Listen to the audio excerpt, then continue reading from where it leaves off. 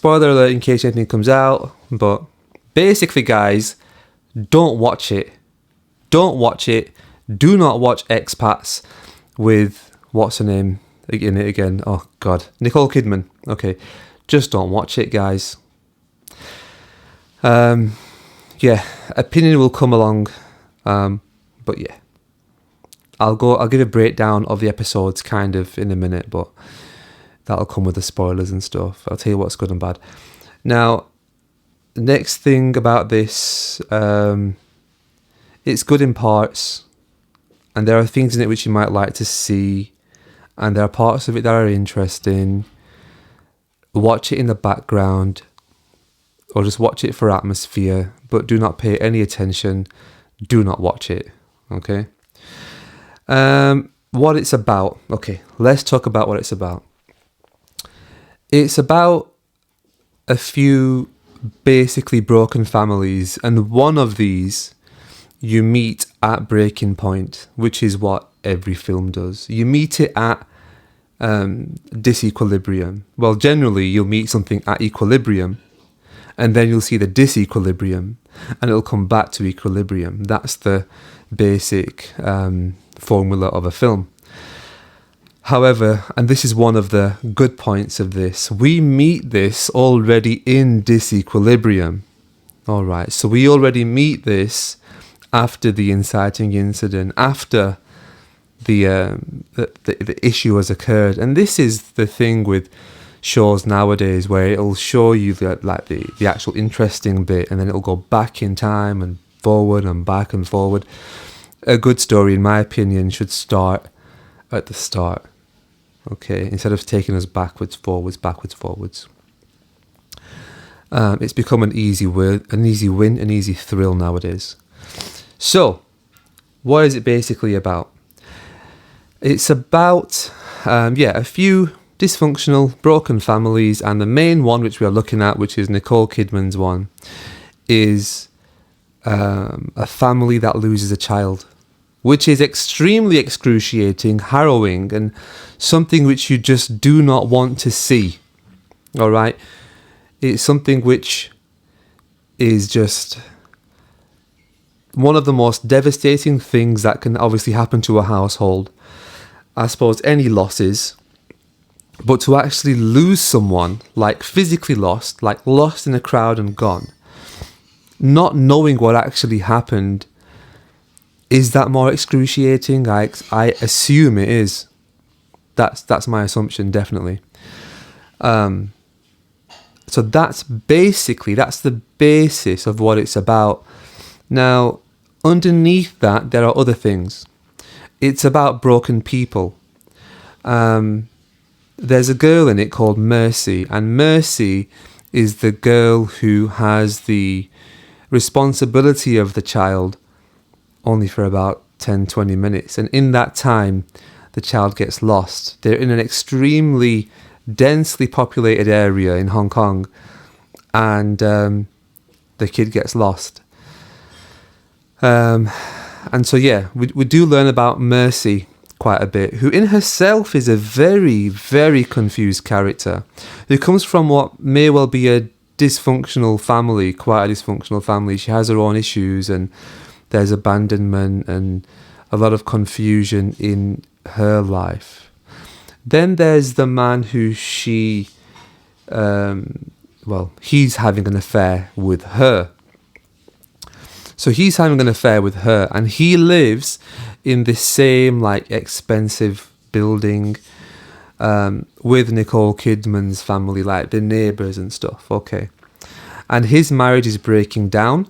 He's married to an Indian lady, and they're having a marital breakdown, and he has his own issue, or his own massive problem in his life, and that was he had a twin brother, and he caused some kind of accident or problem, and every time he looks at that twin brother now, he sees what he caused, which of course will be something that affects a lot of people when accidents happen, and that's life.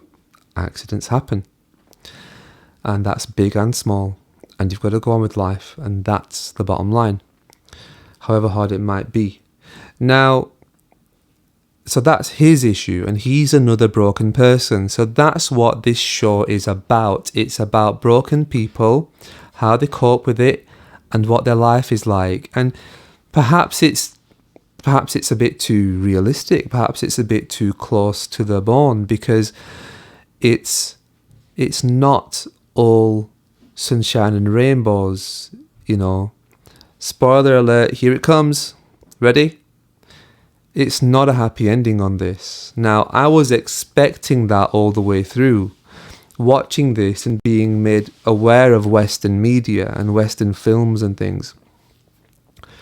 If there's a missing child, something which is so excruciating like that, you have got the opportunity when you're making that show to give that happy ending, even if that is the final frame or the final 5 seconds of that show. We see that child, even if we know that they are safe somewhere. That's better than them actually being missing. And that's what happens in this show. That kid is actually missing. So there's no happy ending on this. Which, yeah, okay, arguably, that's just realism. That's realistic. This was what happens. This is life. Well, brilliant. But at the same time, like, the show itself, I feel, isn't good enough to warrant an ending like that. If the show is really good, then okay, granted, you balanced it out. The show's good, the boy is definitely gone, things are kind of fair. But when the show is horrendous, and there's still no happy ending at the end of it, what are we here for? So yeah, broken people, story of a child that's gone missing. Okay. Here's what's good about it.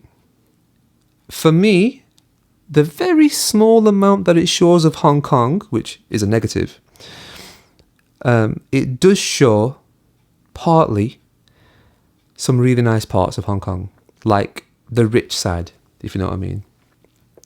Even that, we see a very small amount of it. And it's definitely an inaccurate representation of it. I've been Hong Kong a couple of times. I've been fortunate enough to go there.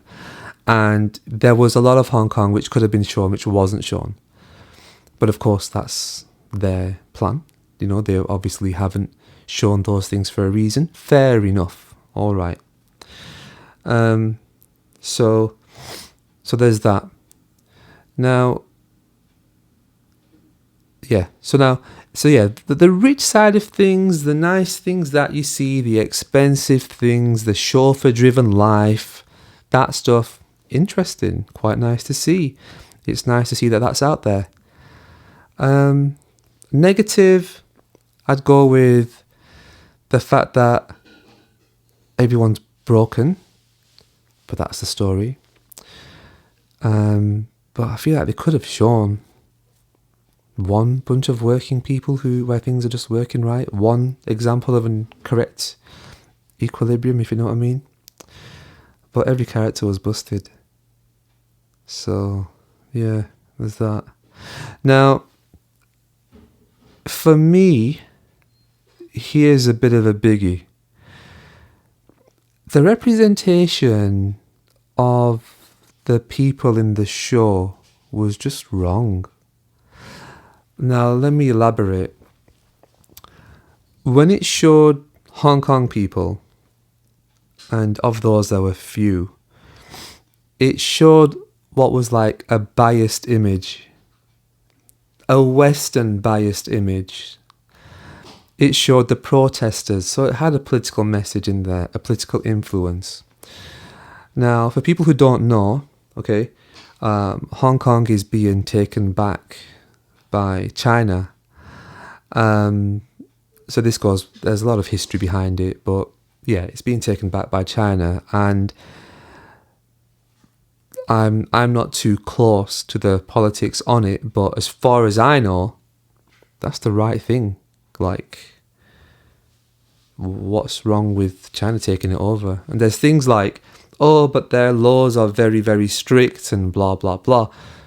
Okay, but in the same breath, China's very, very successful.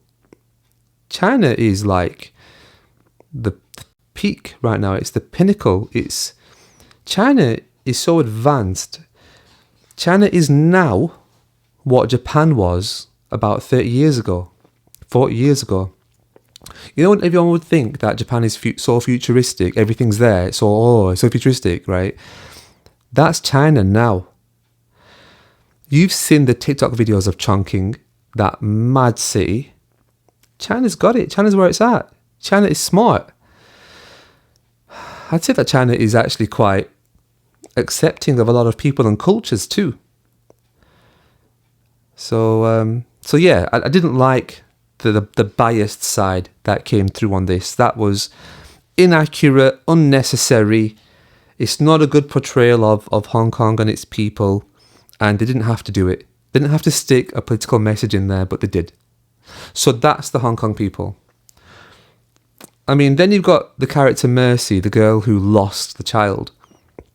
She's a Korean American, quite a confused character. She's basically an American girl. That's basically what she plays as. How accurately she was portrayed, I can't really say, but there are parts of it that were just like, that's weird. That's her. Next, let's go for the Indian lady. Somebody who I could probably actually talk about a little bit. Like, I might know something about that kind of thing, you know what I mean?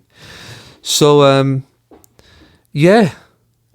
Okay, here's the issue. Now, they're going to say, oh, wait a minute, but she's like a rich Indian lady, and they can be eccentric, or the rich have their own eccentricities, and so she could be however she wants. She's got a very unique life, and blah, blah, blah.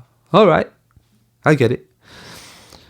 But still, there are details which I would know about, which just aren't there, which just weren't there and just didn't make sense. For one example, they were at some kind of a wedding, a ceremony of some sort, and the music that was playing was just wrong.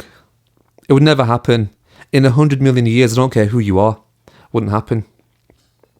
That was her. In fact, there was a similar thing with Mercy. She's walking through some crowd and she listens to some music, and the music was just wrong. Nope, not going to happen. The toxicity of the Indian lady's mum was about 2% accuracy in that. Maybe 5% accuracy in that. Where, yes, there are things that get said. There are a lot of negative things that get said. But, see, that is almost a portrayal of a people when it comes on a show like that. And there is some of that, but that was massively exaggerated. But I suppose that's just the show, innit? Just like exaggerating it. But it was just, do you know what I mean? Well, the thing is, here's how it appears. It appears as if there wasn't anybody who was from the minorities that are shown. Well, they're not even minorities. There were no people from those ethnic backgrounds, from those backgrounds that were shown in the program, who were part of the writing team. That's what it looks like. It looks like there was nobody on the actual creative side with any voice, at least, or any influence that came from those backgrounds. That's how it appears. To what degree I'm right, I don't know. But that is how it appears. It's seen through eyes that are not from those places. That's an issue. How accurately were the Filipino characters portrayed? That part I can't really speak for in terms of a lot of knowledge with regards to Filipinos. I do know that they are very tight-knit. I do know that they get certain days off, which they do spend together. I do know that they have some of the best, in fact, the best singing voices on earth. I know that. So I did see some of that, but it seemed like all we were seeing was stereotypes when it came to the Filipino people. And that could have been better. That could have been more impressive. Okay. Now we'll go a bit. Let's get away from how badly portrayed it is, because it is. Let's get away from that. let's go through some of the episodes, okay? And I'm not even going to go in detail, just basics. Guys, there's like episode 4 or 5 or both of them are just filler. Episode 4 and 5 are just complete filler. In fact, even 6. The best thing about this show is how it starts off. Now, let me tell you about how it starts off. It starts off as you're coming in and seeing this family after it's been about 2 or 3 months of this child being missing. So it's still very much an open wound. They're still openly hurting from it, and they're trying to move on with their life. Interestingly enough, they don't speak about the incident very much. It's that part of their life where it's all been talked out, they've been crying their eyes out over it, they've gone through it, they're moving. And that's where we are. So we're there in a situation where we want to know what's happened, we're getting whispers of what's happened, but we don't know for a fact what has happened. And that's interesting. That was well put together. How they would give you hints of what happened, but not the full story, was interesting. As soon as you find out what actually happened, though, that's it. Stop watching it, because the rest of the show is rubbish. That's it. Up until that point, you see some interesting things, and the way it's done, the way it's like, you know, the way it's alluded to is very good. After that, though, just cut it off. This video is already getting way too long, but the point I want to make here, guys, is just don't watch this program. Like, it really is not worth it. You'll see some shots of Hong Kong. If you want to see those, have a look at that. You might see some of the rich side of Hong Kong, but even there, not enough, not much. And yeah, it just seems like one of those where it had Nicole Kidman, who did a great performance. She plays a worried woman really well. It's not her fault. It's just bad writing. So there's her. That's it. Some other characters good. Some of the shots are brilliant. I do like some of the shots, the way they put together. Yeah, like some scenes, some shots are quite nice. Okay, it looks quite nice visually. But outside of that, guys, it's really bad. It's really badly put together. Like, I don't recommend it. I think I'll leave it there. I think that's basically everything. I feel like there's more, just saying that I hate it. Rating out of 10, this gets a very generous 3. A very generous 3. It's a 2 out of 10. Don't watch it. Don't waste your time. If you are going to watch it, just watch up until where it shows you what happened to the kid, and that's it.